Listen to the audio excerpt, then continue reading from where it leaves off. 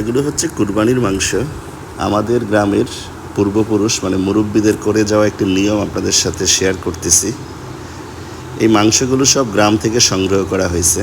আর এই যে এই পাশে আরেকটি আস্ত গরু কাটা হচ্ছে, এটা হচ্ছে আমাদের মোল্লাবাড়ি এবং শামসুদ্দিন ব্যাপারীর বাড়ির ছেলেফেলেরা মিলে হচ্ছে আমরা একটি আস্ত গরু দিছি, গ্রামের মানুষ যাতে অংশটা একটু বেশি হয়।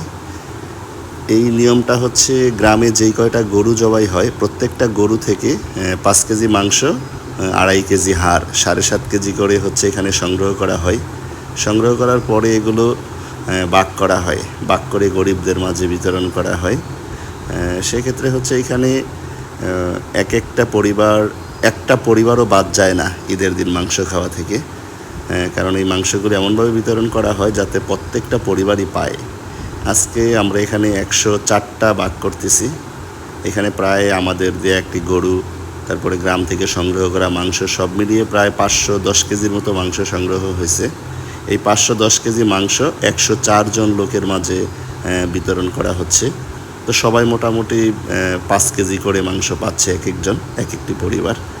এই ঈদের দিন হচ্ছে এমন কোনো পরিবার নেই যারা আজকে মাংস খাবে না। এই নিয়মটা আমার কাছে খুব চমৎকার মনে হচ্ছে। আমাদের গ্রামের মুরব্বীদেরকে আল্লাহ বেহেশতবাসী করুক, এত সুন্দর একটি নিয়ম তারা